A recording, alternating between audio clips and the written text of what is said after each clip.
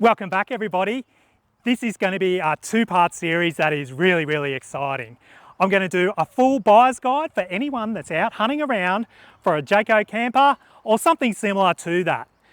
The first episode, because I originally did this as one but it was way too long, is going to go through all the different configurations, models, specifications, so you can sort of work out exactly what you might need, and so you can decipher and work through all those different nameplates, types, the differences between a Touring, an Outback, a Swan, an Eagle, and everything in between.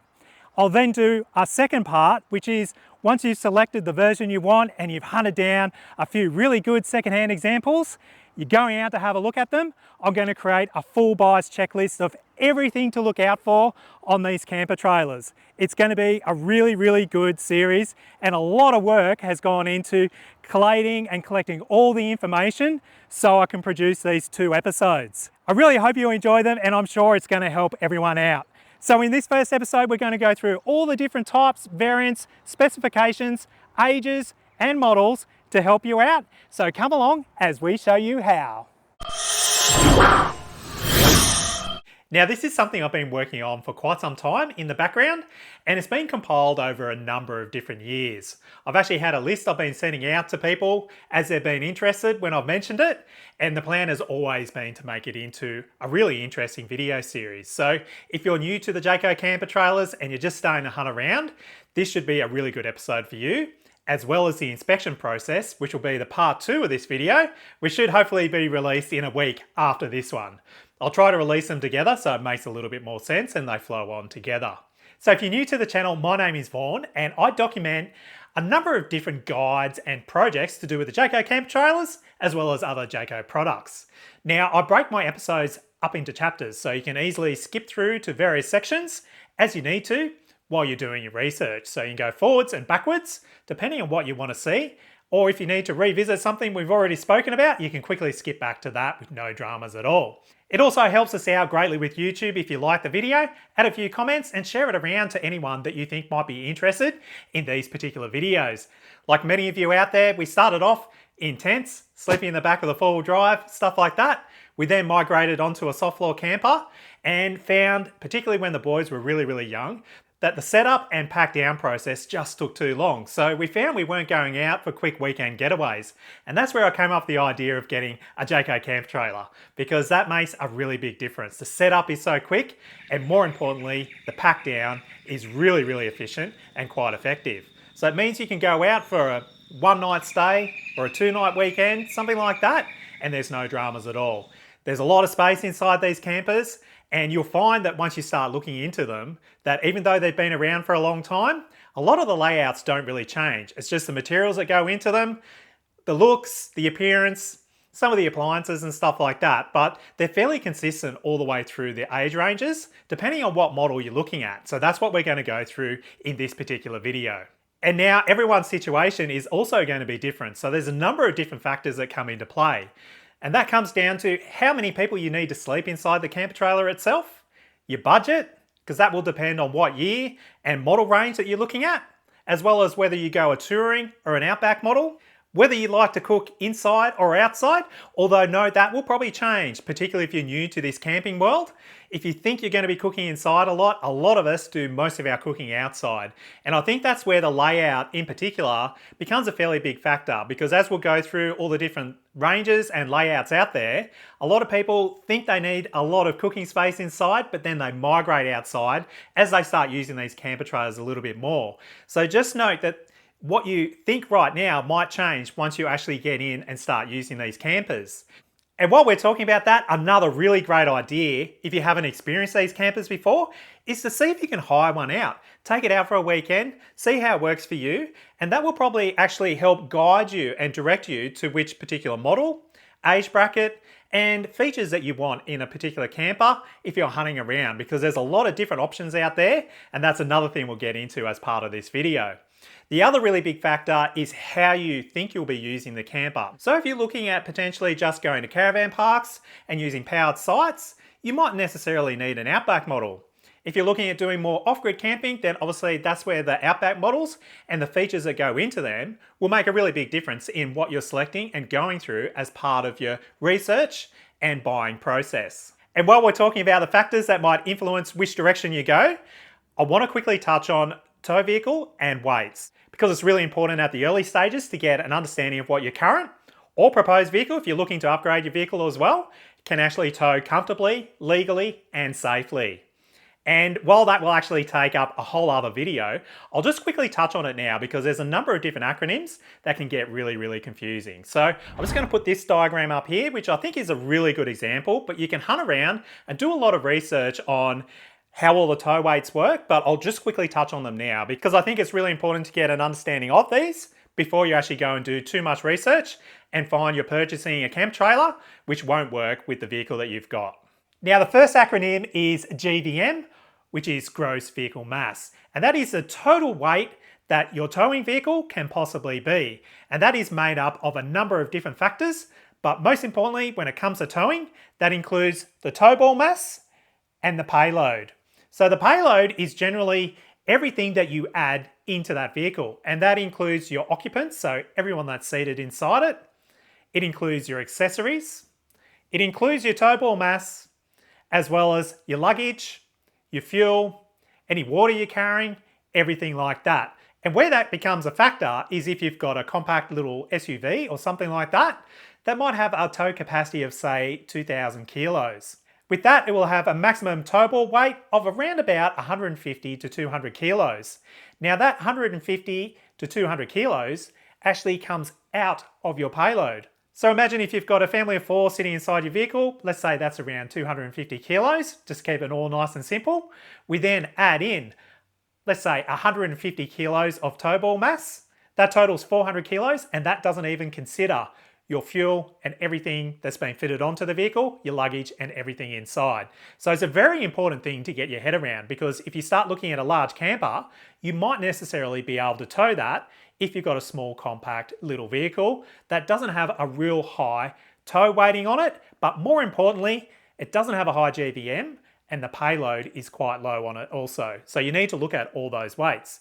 Now when it comes to the camper trailer itself, there's a number of other acronyms that go into that.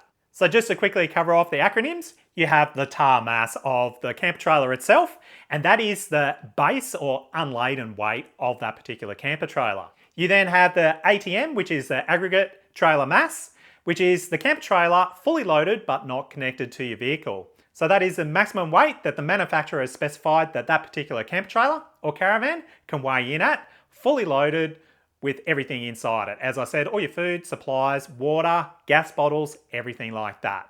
You then have the GTM or gross trailer mass, which is typically the same as the ATM, but with the tow ball mass subtracted off because that actually goes into your tow vehicle.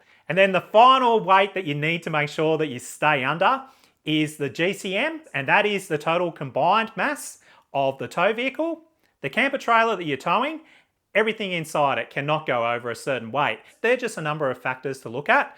I personally, as I said, would go something a lot larger if you're towing, say, an Outback Swan, so that you've got that reserve and capacity in your vehicle to not only tow legally, but also tow safely down the road and comfortably. You don't want to feel like you're really struggling to get to your destination. You want to make it as effortless as possible so you're just traveling along. So I just thought I'd quickly add that in because they're fairly important considerations to go through. Not only your budget, how many people you need to accommodate, but also the tow weights and everything that goes around that as well. So now let's get into the siding part, which is going through everything to do with the Jayco camper trailers. So that is layouts, options, Outback versus touring, or even Bushpack, as well as all the different generations that are out there, because it's really interesting. And if you're new to the scene, I think you're going to find this really informative. And so the first section is obviously going to be layout and options. And I think this is a segment that most people are going to be really interested in. And it can be quite daunting and confusing, but if you actually simplify it down, Jayco has actually worked this out in 2 different ways. So they actually have essentially, let's just say 3 different sizes. So you've got the large, the medium, and the compact. And then they have a number of different families that actually fit into those sizes. And so to me, that is a really good way of actually trying to get your head around all the different layouts and how they work in the Jayco family. So if we just drag along the first family here, that is the Swan, the eagle, and the lark. And as you can see here, I've actually drawn up the plans so they're all consistent, because if you look around, there's all these different types of layouts and it's really hard to get your head around how they all look and what the differences are. So I figured if I make them all the same and consistent, that'll be a really good way of getting your head around how the different families and size configurations actually work. So with the first family, we have the Swan, which is the largest body type. You then have the Eagle, that is the medium body type, and then you have the Lark, which is the more compact body type. So what we'll do is we'll quickly go through this family, and then I'll introduce the second family, which I'm calling the Flamingo, the Hawk, and the smaller Swift. And then there is a third family that I want to introduce. Noting that there are a few of the odd models here and there that sort of sit around the outside, but the third family is essentially your couples campers that don't have the slide out beds at either end. So if you are a couple and you might even have a small child, or you're retired and you're looking to do some more comfortable camping, this would be the series that I look at. So you have the Penguin that's been around for a very long time, and then Jayco have recently introduced the Wren alongside the Lark, which is their compact couples camper trailer. But we'll get onto this as we go through the three different families. So all you need to really remember is the three families, the three different sizes, and you're pretty much set. Now, before we start running through all the different features, let's just quickly touch on the lengths and different sizes so you can sort of get an understanding of how all these work in the Jayco family. So the large size is obviously the Swan, and it has a similar body to both the Flamingo and the Penguin. So the body length there is roughly the same between those three different models. So you can sort of see how the three different families fit in to the overall sizing as well. You then have the Eagle, which shares the same body size as a Hawk. And then you have the Lark, which is roughly the same body size as a Wren. So there is a lot of method to the madness in how Jayco has come up with all their different configurations and models. So the Swan is roughly 300 mils longer than its Eagle counterpart. It's got a travel length of just over 5.5 meters, and where this becomes critical is when you're looking to store it inside a garage. Because particularly when you go to some of the older Outback models that have the spare mounted onto the rear bumper, they typically won't fit within a standard residential garage that is just under 6 meters long. Now, the other consideration while we're talking about it, but we'll get onto it when we're doing the touring versus Outback, is that when you're looking at the Outback models, they're quite tall as well. They sit around 1.9 meters and a little bit taller if they've got air conditioning fitted.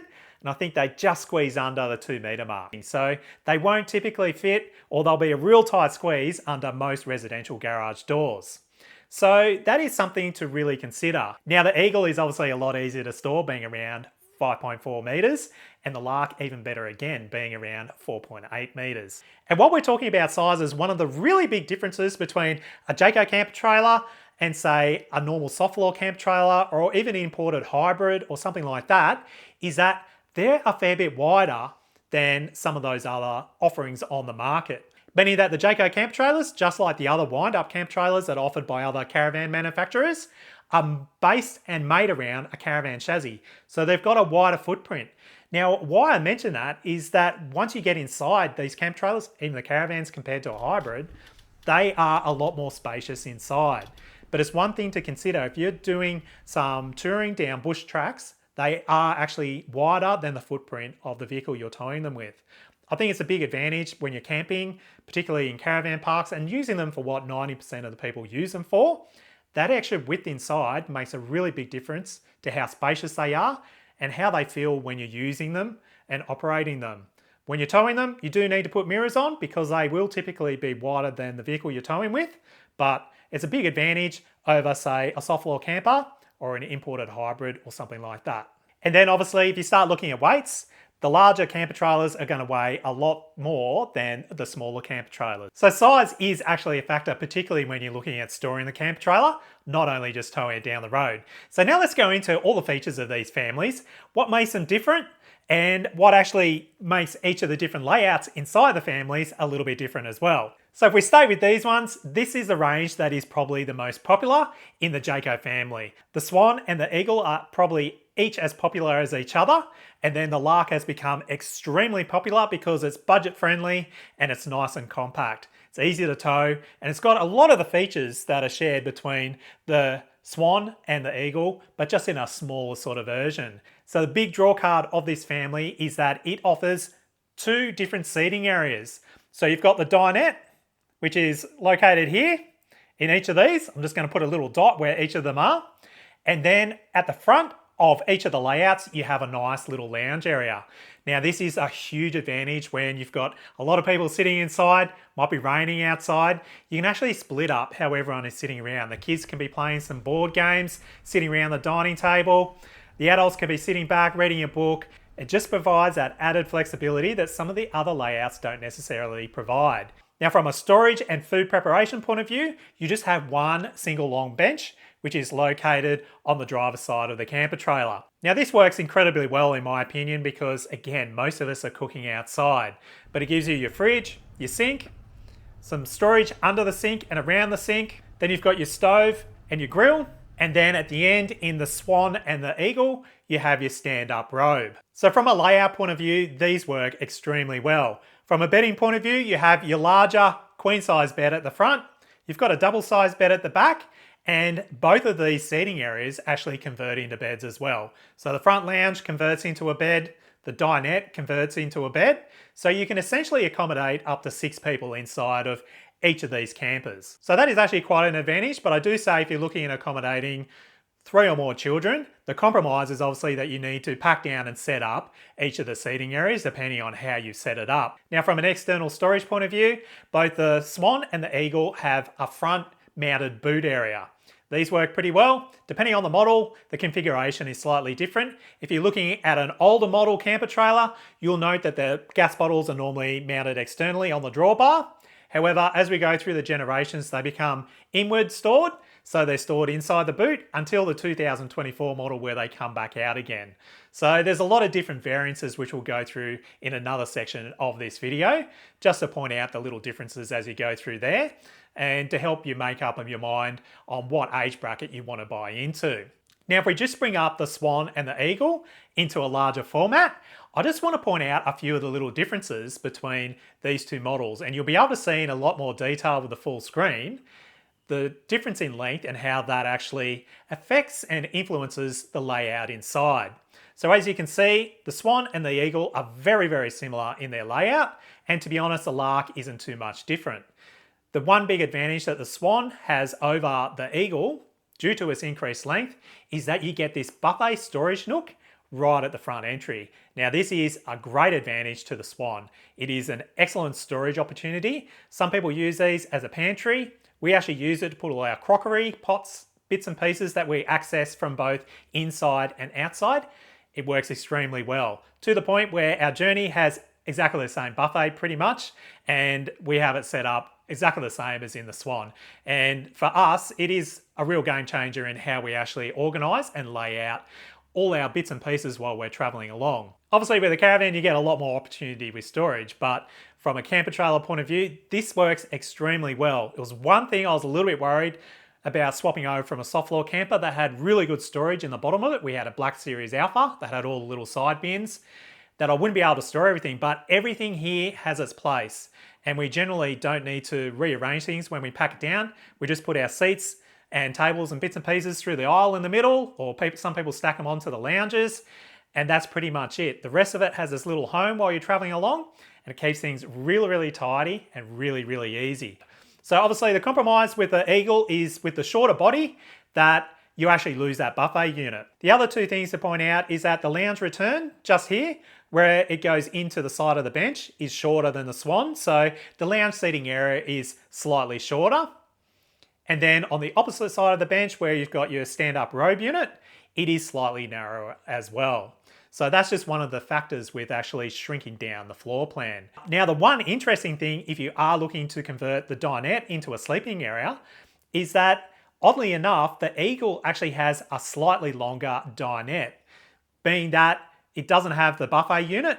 So it is actually slightly wider than the equivalent dinette in the Swan.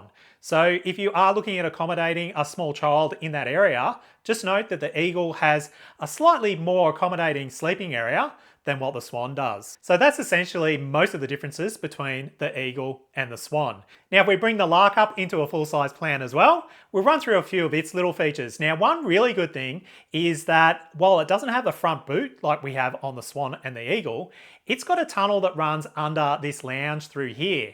And the one thing that I really like about the Lark is it's actually got an access hatch on both sides. And that's something that both the Eagle and the Swan don't have. The storage area underneath the lounge that's accessed from the outside only has a hatch on the passenger side, which is adjoining the door that you access inside the camper itself. So that to me is actually quite handy, and it provides a really good storage space under that lounge area. Now obviously the lounge itself is just a straight lounge. It doesn't have the returns that both the Eagle and the Swan have. The Lark has a smaller little sink. It's only got a 2-burner stove, and it also doesn't have that stand-up tall robe unit that both the Swan and the Eagle have. But from a functionality point of view, it's got the primary bits and pieces that both the Swan and the Eagle both have, just in that more compact footprint. So now you can see why I put these three layouts into the one family, because they're very, very similar and they're essentially laid out in exactly the same way. So now let's go on to the second family, which is the Flamingo, the Hawk, and the Swift. Now the one thing you'll notice if you're looking for a new Jayco camper trailer is that Jayco has actually rationalised their layouts down. So they consolidated them and made them all fairly similar. So you no longer have the Flamingo and the Hawk, because they're very different layouts to what you get with all the other camper trailer configurations essentially. But the Flamingo and the Hawk actually appeal to a lot of families because they offer that galley style kitchen arrangement. The only big difference between these two models, other than the size, is that the layout mirrors depending on whether or not it's a Flamingo, where the kitchen is located towards the rear, or the Hawk, where the kitchen ends up towards the front. Now that has an impact on actual tow ball weight, believe it or not. It's because its kitchenette is located towards the rear of that camper. It's another thing to note if you are limited a little bit with tow ball weight, but really I think it comes down to how you pack the camper and how you arrange things when you store them. Obviously the big advantage that people do like is that galley style kitchen where you end up with benches on both sides. The one big thing that you will note between this family and the previous one is that because of this galley style kitchen, you only end up with the single seating area. So the dinette is combined with the lounge. You can remove that table to create a large seating area, but you're generally focusing all your seating and sitting around into the one area. So it makes it a little bit harder if someone wants to just sit off to the side, read a book or something like that, and the kids are making a noise and sitting around the table and playing board games. Just to use the same analogy, that is really, in my view, the primary difference between these two different families. And from a storage point of view, just like the other family, you have a front mounted boot on both the Flamingo and the Hawk. And the Swift that sits down the bottom is more like the Lark in that it doesn't have a front boot at all, and the gas bottle's mounted on the drawbar. So if we bring up the big floor plan of both the Flamingo and the Hawk, you can clearly see how the layout is mirrored between the two. So generally most of these interiors are laid out to work with how the beds come in, and that's why the beds get smaller as the camper gets smaller. But you'll see here on the Flamingo, you've got the sink on the return of the kitchenette that sits on the driver's side. You've then got the stove that sits along the actual external wall. And then on the opposite side, that is where your fridge is located, along with some storage cupboards on either side. And depending on the age of it, they do say there's like a TV unit sort of buffet that sits adjoining the door. But generally that's all storage along the passenger side of the camper trailer, other than the fridge that sits underneath the bench there. But you do actually end up with those two bench spaces on either side. Now the Hawk is pretty much the same with the positioning of the sink on that return section of the bench, except it has a fridge on the driver's side and the stove on the passenger side. I just want to point out one other little consideration to make, which is a slight advantage of the Swan, Eagle and Lark over this family, in that the fridge is located directly adjoining the door in both the Swan, Eagle and Lark. If you look at the layouts here, the fridge is away from the door, which means you can't actually access the fridge when the camper is wound down. Well, you can if you crawl up inside it, but the one big advantage is when the camper's down, you can actually pack the fridge in the other family of camper trailers. That might be something you want to consider, but really the advantage of this family of layouts is a galley style kitchen, if that's what you like. And obviously the disadvantage is that you only have that one condensed seating area. Now if we bring the Swift up quickly, it's a bit of an oddball in that it's got a double bed at the rear, a single bed at the front, but it can still accommodate 4 people because the lounge actually converts into a sleeping area as well. It's a bit of a hybrid of the Flamingo and the Hawk, which is why I put it in this family, because the kitchenette is kind of a galley style where the fridge is on the driver's side. Then you've got a small little bench area with the sink and the stove in it. And then it's almost got a little buffet storage area similar to the Swan that sits just inside the door on the passenger side, just over here. Now I believe the Swift is a little bit shorter than the Lark, and obviously the Lark has become a lot more popular because it's got the same sleeping arrangements as a lot of the other campers, as opposed to the Swift, which has that smaller bed. And again, that's related to the body size and how the beds slide in and sort of arrange when you close the camper down. But now we'll bring in the third family, which is your couples campers that don't have those slide out beds. And I say they're for couples because they make a lot of sense, particularly if you're elderly, you don't want to go through the hassle of sliding those beds out. It makes it so much easier just to quickly wind it up. The setup time is basically nothing, and the pack up time isn't much more than that.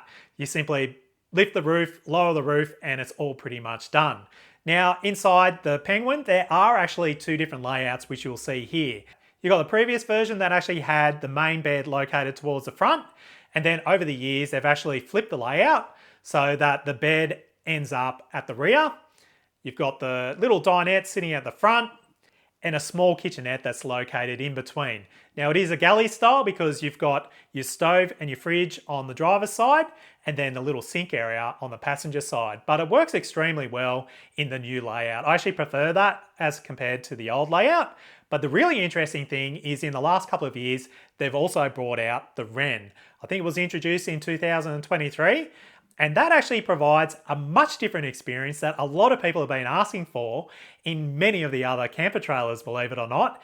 And that is because it introduces this little slide out here that is externally, and that is the kitchen. Because the Wren doesn't have an internal kitchen. It's got some storage in there, and that is about it. It's got the bed, the little dinette, but it doesn't actually have your cooktop or your sink internally. It's just got the fridge and a little bit of storage around the outside. So to me, that is actually a really interesting thing, having this slide out external kitchen, which essentially goes in under the bed. But essentially from a storage point of view, you get the boot on the front of the Penguin, and the Wren obviously has a compromise where it loses the boot space and just has the internal storage area. But the fact that it's got an external kitchen I think is kind of interesting, and it just creates that point of difference for the compact little camper trailer. If there's only 2 or 3 of you, it could work extremely well. Particularly now that it's available with the Outback pack rather than just a touring or a Bushpack. I think that really makes a fairly big difference in how you consider some of these more compact models as well. And I think that's where the Swift will eventually disappear, because the Outback in both the Lark and the Wren will essentially take its place. So that's essentially the difference in all the different layouts, and I hope that helps you out quite a bit where you're looking through that. Now, the other big thing I want to cover is options, because this is where we changed our mind halfway through looking for our particular Swan. I wanted something that had your hot water and other little bits and pieces, which once I started looking into it, I'd noted a few little things or compromises that come with some of the options that you're looking for, noting that it's pretty rare, particularly with the older models, to find a fully optioned camper. You start actually consolidating your list by looking for certain things that are musts versus certain things that are wants. But really go through and work out what options you want. I think coming into summer, a lot of people will want air conditioning, but obviously with an air conditioner, you can only use that on powered sites. So if you're doing off-grid camping, you might want to look at a camper trailer that's been optioned with the external shower, for example. The only thing that goes with the external shower is it typically has the hot water unit with it as well. So you're losing a lot of little storage nooks when you have that external shower that has the assembly that takes up some cupboard space, and the hot water unit that also takes up a huge amount of cupboard space when it's got the built-in tank, which is pretty much what is used on most of the camp trailer models. Another few options to consider are obviously a 12-volt water pump. That actually alleviates the hand pump that we have in our 2013 model Swan. That is something I probably would like to update down the track. And again, if you have an external shower fitted, it would normally have a 12-volt pump with it as well. And one option that I did mention when we were talking about the length of the camper trailers is the extended drawbar. Now that's obviously a factory option that you need to tick when you order a brand new camper trailer, but that will add 300mm onto the drawbar. Now there's a number of advantages with that. Firstly, it makes it a lot easier to reverse, makes the camper trailer slightly longer, and it moves around slightly better than a standard drawbar. But most importantly, those that are fitted with an extended drawbar means you can fit some other accessories onto the drawbar, such as bike racks, some storage boxes, other little bits and pieces that are a lot easier to accommodate as opposed to trying to squeeze them onto a standard drawbar. Now, a lot of us have got a 2-bike carrier from Fiamma that's working on a standard drawbar with no dramas at all. It's just when you want to go and try to fit some extra bikes and stuff like that, it becomes a little bit squeezy on a standard drawbar. So I'll jump back to the awning because people mightn't be aware. So standard, these camper trailers don't come with the bag awnings that go over the bed ends, and they also don't have an awning on the outside. These are all optioned in when you go to buy a new camper trailer. You can always buy them separately, but I wanted to talk about the awning side of it. So there's essentially 3 different awning types that you can get on these camper trailers. The first is the bag awning. So that's a full manual awning that you actually roll out, you put the poles up, you peg it down, just like a normal sort of camper trailer awning. Now that takes a lot of work and time to set up. Some people don't particularly like that. It's a little bit tricky to roll up by yourself and it's a little bit cumbersome. So a lot of people then opt to have the Fiamma awning fitted to their camper trailers. Now these are fantastic awnings in that you can quickly wind them out. They're pretty much freestanding. You can have them supported just onto the side of the camper, put the legs down to the ground. You don't necessarily have to tie them down, but you can get tie down kits for them. They're incredibly easy to set up and there isn't so much work as all the multiple poles, spreader bars, ropes, pegs, and everything that goes with the standard bag awning that sits off the side of these camper trailers. Now there is another different type of awning which is called the Kakadu Easy awning. Now that is more like your Caravan roller style awning where it rolls out on a cassette from the outside of the Caravan. They are actually a really good thing. They're not as common and they're definitely more robust in the wind. And I've got a few other things on my list here, which are roof racks. Some people will want roof racks, but just note that the roof load limits on these camp trailers is fairly low. You've got 100 kilos, which again is fairly similar to most vehicles when it's static and down. However, if you're looking to put bikes, kayaks, or anything like that on your roof, you need to take them all down before you wind it back up. Now, the other thing to consider in this options section is all the user-fitted accessories, such as your fridge fans, your diesel heaters. All that sort of stuff are really, really good if they're already fitted to the camper trailer. Just check with the owner, which we'll go through in the next episode to make sure that all those things work. Now, when you get inside, there's a whole heap of different things you can do and modifications and bits and pieces. I've got a number of videos on them. You might want to have some additional USB outlets put in. Some people will have TV brackets fitted onto the side of the robe units, all that sort of thing. It just depends on how much you want and what is optioned in the particular camper trailer that you're particularly interested in. But if you consolidate that list down into what you definitely want, you can actually cull out a lot of camper trailers that aren't going to suit your particular needs. So you can focus your search and more importantly, your inspections on the ones that are definitely going to meet your wants list versus the ones that mightn't necessarily meet those needs. And now we get into the interesting bit, which is Outback and Bushpack versus touring. It's not just the appearance, bigger wheels and bits and pieces. There's a lot of other little bits and pieces that go into differentiating the different packages that are offered to all these different layouts of Jayco camper trailers. So the Outback models were actually introduced way back in 1988. And that is a very popular option that a lot of people choose. The Outbacks typically have better resale on them, so that's another consideration if you're looking to buy something and sell it down the track. The Outback will hold its value a lot more than the equivalent touring model. Now, I'll put a little condition against that in that a lot of people are going the more compact, smaller cars these days, and that's where the touring models have their advantages. Now, the touring models you can take, down a little dirt track every now and again. They just have that decreased ground clearance. But let's get into the Outback version. I'll run through what you get with that, and then why you might go an Outback over a touring, and then how the Bushpack fits into all of this as well. So the Outback models actually introduce a much larger and stronger chassis. They've got the side cladding on them, they've got the larger wheels, and up until 2014, they were still leaf sprung models. In 2014, the option came in to actually get the independent suspension that then became standard pretty much from 2015 onwards. Now, the other big difference of a Outback versus a Touring is they have the drop-down stabilisers as opposed to the wind-down ones, which you had on your older style Caravans and stuff like that. Now, up until a few years ago, the other huge advantage of an Outback over a Touring model is that you got the solar panel provisions, the built-in battery, and everything that went with that. Now that changes through the line as well because Jayco started introducing such things as the external input, so you put some external sort of floating solar panels on, and some people also option them up with the power input that comes off the drawbar. There's a lot of different variations in how people option up their camper trailers, and you need to inquire with the owner on what exactly that does. Some of them will feed straight to the battery and keep that charged while you're traveling along. However, in most instances, if there's just one single Anderson on there, that will actually power straight through to the fridge while you're traveling along. Now, the Outback models are all typically fitted with larger 15-inch rims and more off-road style tyres. The Touring models get smaller wheels and more on-road style tyres. With the Outback models, you also get the typical 6-stud pattern that is similar to most four-wheel drives out there today. Just note that the offset is a 0 offset.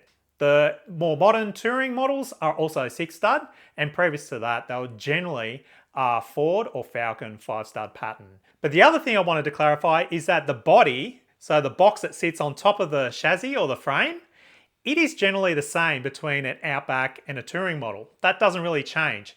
It's just the robust nature of everything that sits down below the floor line is quite different in an Outback model as it is to the Touring. Plus obviously the 12 volt versus no 12 volt or minimal 12 volt in the Touring model. The Outback will be better suited to being able to run off-grid without the need for a 240 volt input. It's a big thing to understand is that when you're not on a powered site and you've got your camp trailer plugged in, none of your 240 volt outlets inside the camp trailer will work. It needs to run entirely off the battery, and that means you'll only have your lights, some USB outlets, your cigarette style lighter port that you might plug a fridge into or something like that. So that's a really big thing to get your head around in understanding what the big difference is between an Outback and a Touring model. And obviously the Outback models have the increased ground clearance, which means you have the 2 steps to get in as opposed to the 1 single step that you have on your Touring models. And now we get into the Bushpack. Now this is a halfway point between an Outback and a Touring model, and it sort of formalised some of the semi-off-road options and packs that you used to get in the 90s and early 2000s. So what you used to be able to get was an underslung axle on a Touring model, and sometimes I'd put some different wheels on it, so you get the Outback wheels, and you might get some cladding and stuff like that. So the Bushpack essentially formalises that. So the Bushpack has generally the Touring model chassis that sits underneath it. So it's still got the smaller chassis, drawbar and everything that sits underneath that the Touring models have, but you've got the increased ground clearance which brings in the drop-down stabilisers and steadies, but they're not the full Outback version, particularly when we're looking at the more modern generations that have the independent suspension. Bushpack is still leaf sprung, which is pretty much similar to the Touring models. It just has that greater ground clearance and a few other little tizzy bits and pieces such as the side cladding. So that's really the difference between all three. Now the interesting thing is that the Lark and the Wren are now only available in Touring and Outback. So they've dropped the Bushpack off that, and that makes them a little bit more robust and more better to take off-road than what the Bushpack previously offered. Just beefs them up a little bit from the underside and makes them a lot better. And finally, let's run through all the different generations because that's going to help you target what camp trailer is going to work best for you and your particular budget. Obviously, the newer the camp trailer, the better. However, obviously budget is going to drive that price point that you're looking at. But firstly, let's step back in time. Jayco Australia came to be by its founder, Jerry Ryan, who formed a very close working relationship with Jayco over in the US while researching components for Sunwagon camper trailers who he was working for. And that essentially started the brand over here in Australia. Jerry's first ever product was a camp trailer, which rolled off the assembly line in 1976. So Jayco Australia has had a presence here for nearly 50 years, which is pretty incredible. So as you can imagine, there's a whole range of different age camp trailers you might be looking at, depending on where that budget sits. So let's quickly run through the list. I'll bring up some images so you can sort of see the differences. But I think we'll start through the mid-90s and run all the way through to 2024, where one of the most significant changes have occurred this year, where we've got the green models that have a completely different front boot. The roofs were revised a few years ago, so let's go through all of that, and you'll notice all the little subtle differences as we go through. But the big difference is in 1998, the fiberglass front and rear ends were introduced. Prior to this, it was aluminium clad all the way around. And this was a fairly significant update that sort of modernised the look of the camper trailers. This ran all the way through to 2007, where the smooth sides were introduced. Now, the one thing I will note regarding the older aluminium clad models versus the smooth models is that the fiberglass cladding on the smooth wall models is a lot more resilient to damage. So you won't have little dents and nicks and scratches that you'll get in the older aluminium clad models. But I'll also note that the smooth cladding obviously does give a more modernised look to the camp trailer as well. But if you're sitting right on the crossover between the aluminium clad models and the fiberglass clad models, just note that some insurance companies will also give a discount for the hail resistant nature of the fiberglass versus the aluminium cladding in the older models as well. Now, the one thing to note here is that on the 2007 to roughly 2010, particularly on the front boot area, they yellow quite significantly. And you'll notice that once you start looking into secondhand camper trailers. Now, the way around that is that a lot of people will paint them just to brighten them up, make them look a little bit more consistent along the front. But it was just one of those things that they do get damaged by the UV light and yellow off. That makes them a little bit more fragile, but generally it's just one thing to note in these 2007 to 2010 models. Now in 2013, the orange version came out. So with the orange series, you ended up with the orange graphics on the side. On the Outback models, you got the silver side paneling and you got the updated nose and rear. Now the nose is actually very slightly different to the 2013 onwards model, which generally had the same nose all the way through, other than 2019, but we'll cover that when we get up to it. But it's just little subtle differences that you note as you go through the generations. The one big difference in 2011 is that the single piece roof came into effect. Now, it's a little bit interesting here because definitely somewhere through maybe 2009, 2010, you do see some single roof models. But the one big point of difference between the 2007 to around about 2011 is that you had a two-piece roof with the J mold that ran up through the middle of both roofs. Now, the big thing there is that you do actually need to look at that from a water ingress point of view, and you definitely need to reseal that if you're buying an older model with a two-piece roof. Obviously, with the single-piece roof, it's a lot more water resilient. You don't have to worry about leaks quite so much. Now in 2013, the models were updated to get the new nose cone, which pretty much carried all the way through to 2024. This has been a fairly consistent feature from then on, and this is where the outside of the camper trailers didn't change all that much, other than the colouring, the graphics and stuff like that. With the 2013 model, you also got the black side cladding.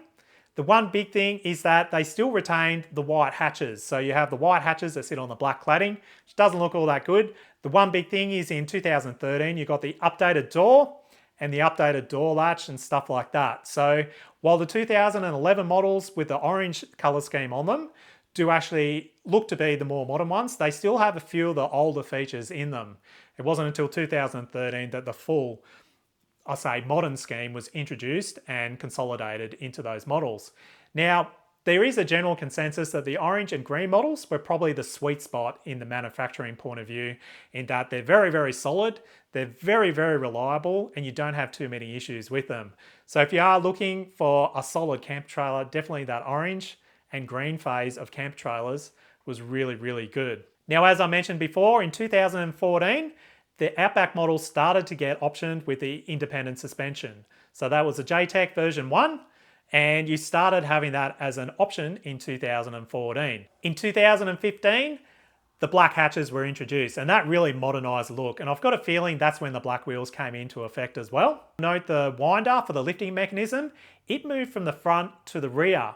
Now, a lot more people have had issues with the winding mechanism since it's been changed to the rear.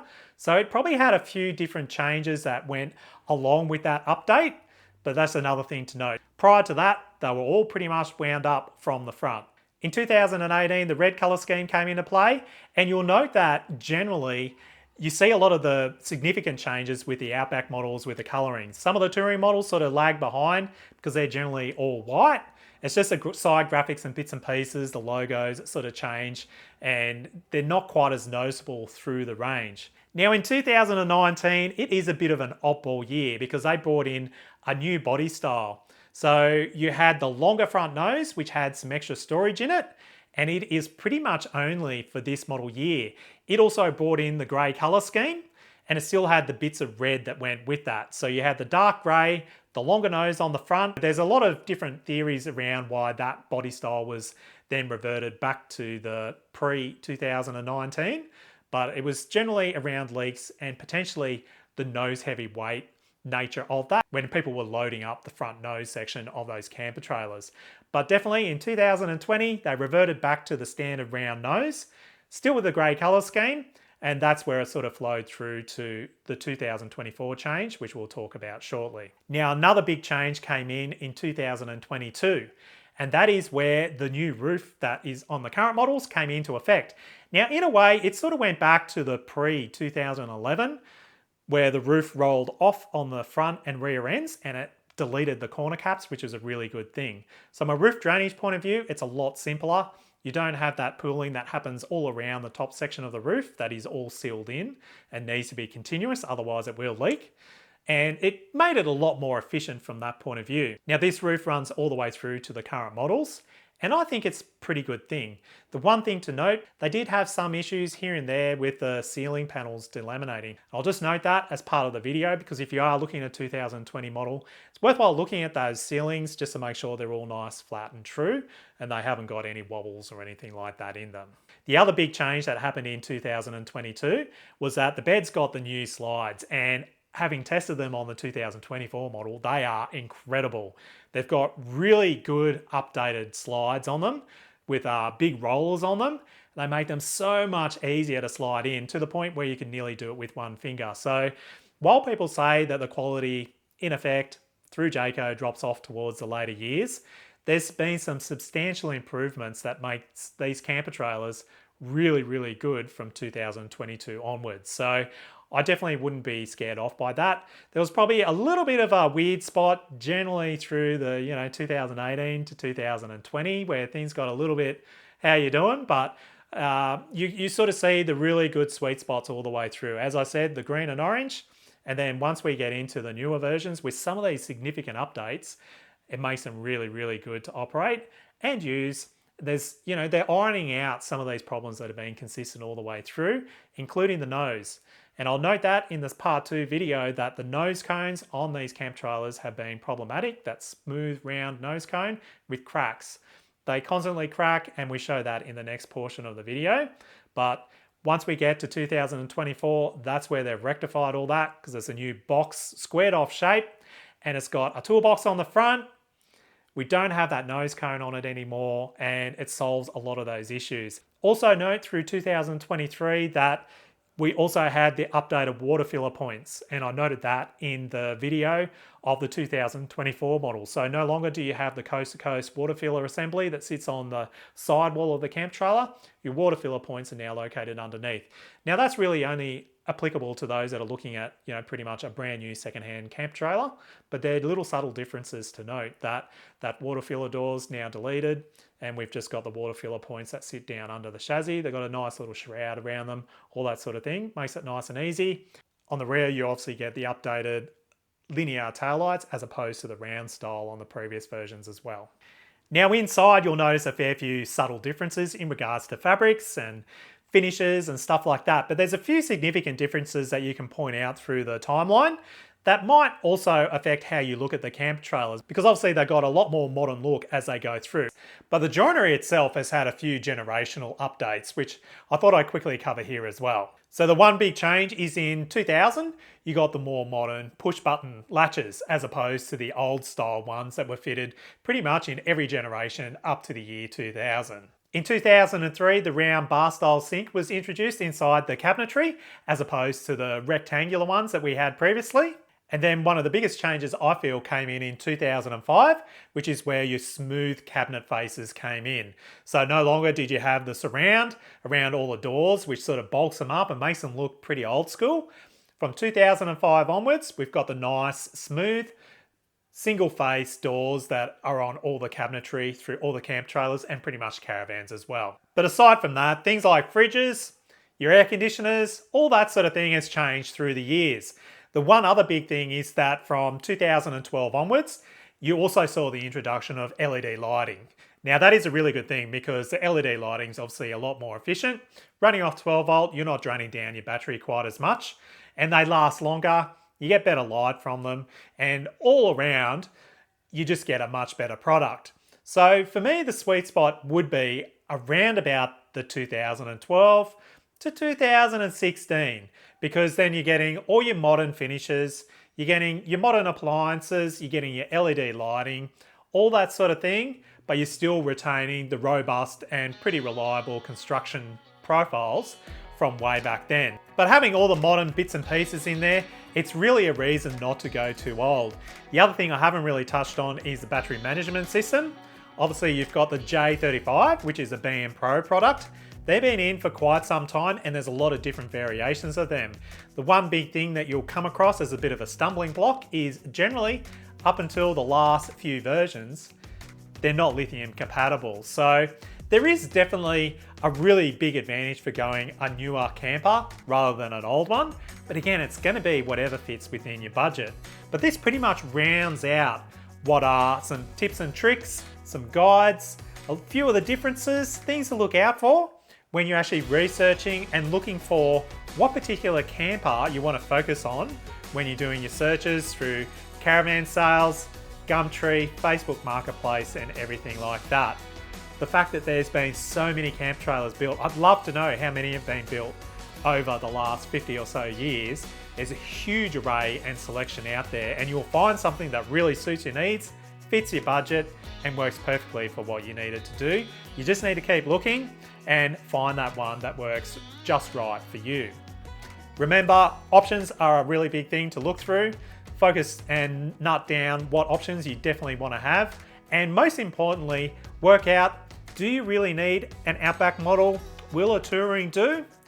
Are you going to be primarily in caravan parks on grid, or are you looking to do more off-grid stuff?